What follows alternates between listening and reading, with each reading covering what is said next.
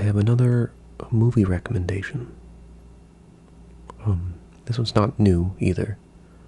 Came out quite a few years ago, but it's a goodie. It's called Lord of War, starring Nicolas Cage.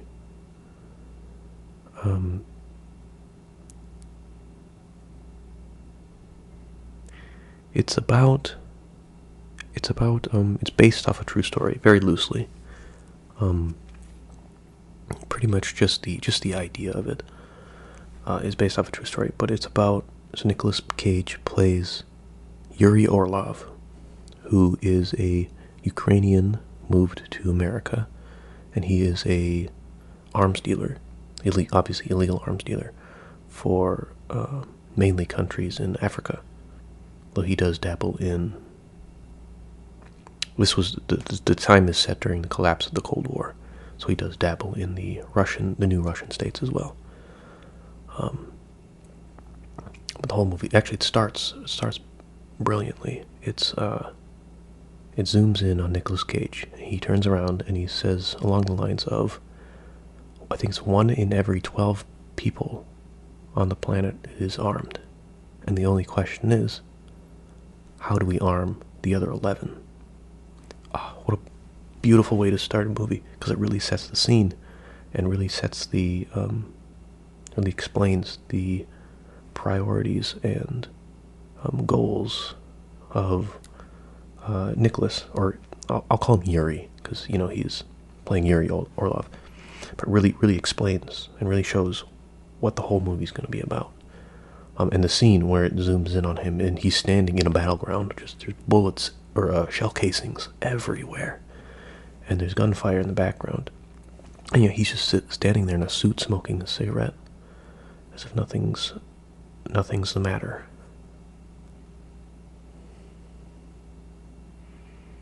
It's cool. It's a really good movie. Not really to think about, like not really to mull over. Like there's gosh, I'm saying like a lot. For instance, the book I just read. Shoot, what book did I just read? What was it called? Oh, The Picture of Dorian Gray. There's a lot of that you can think about and maybe apply to your own life, so for some self-reflection and stuff. But this one, it's just interesting, because I would imagine that the large majority of people would find gun running to be evil, very evil, and something that should be put a stop to. But it's interesting to see how Yuri Orlov rationalizes it, how he believes that he is not necessarily in the right, but that he is, and I believe he calls himself, a necessary evil later in the movie. Because if he doesn't sell those guns, somebody else will. And the movie does a good job of having morally good characters that push back against Yuri and try to get him to see that if you didn't, maybe, like, let's say if you didn't sell those guns to these people, maybe some people would still be alive, because not every here I watched a video by TheVileEye. I definitely want to share this one, because he goes into the history of the guy that the movie was based on, the real life counterpart, also Yuri Orlov, who talks about how like what makes them evil, and if they're even considered evil. He does a really good job. I highly recommend it. But I forgot what I was talking about. Oh, about the orders being filled. So let's say Yuri Orlov wasn't a gun runner, but some other people were, right? Yuri was extremely efficient. He was very good at what he did, and if he wasn't there, he makes the argument that somebody else would fill that order. He's just, he was just the first one to fill that slot.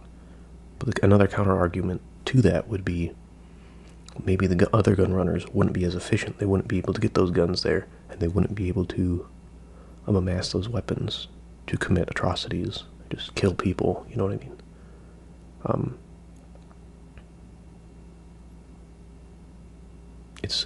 It's a good movie just to watch. It's not something that really, it's a lot of the ideas do stick with you because it gives perspective on how morally bankrupt people see the world, especially people as greedy as Yuri Orlov.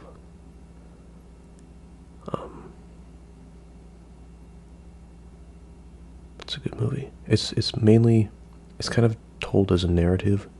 There's a lot of voiceover by Nicolas Cage, and also I know Nicolas Cage gets a lot of hate today. But this movie was made before, I believe, before all of the low quality stuff that he made, and it really highlights why Nicolas Cage has become a big name and why he's recognized, because he does a fantastic job, I think,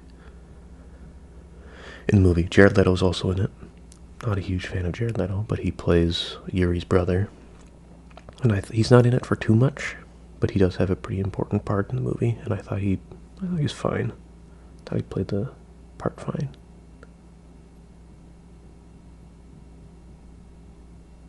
It's a good movie.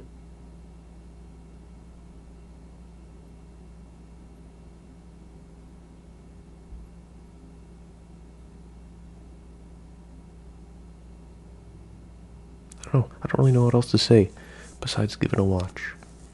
I just really wanted to bring this one to people's attention because it's a gem.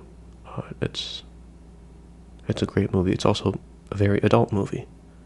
It's not superheroes beating people up or Jedis wielding magic. It's very real and very grounded movie with interesting concepts and real life concepts.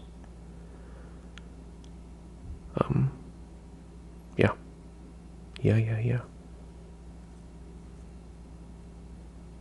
We could use more movies like this. It's kind of... No, I don't want to say that. I was going to say it kind of has the same vibe or the same feel as The Menu, but no, it doesn't. Which is also, I talked about that one before. That's a good one too. Good movie to watch. That one's a British film. Back to Lord of War. It's just really good. I highly recommend it. And the ending feels terrible. I don't want to spoil it, but it's a real ending. It's an ending that is believable. It's an ending that you feel in your gut probably might happen or could happen or even would happen. And yet it's not satisfying because of the implications of how it ends. It's good. It's very good. Give it a watch. It's not too long. I think it's about 2 hours, maybe, at the most. But it is very good.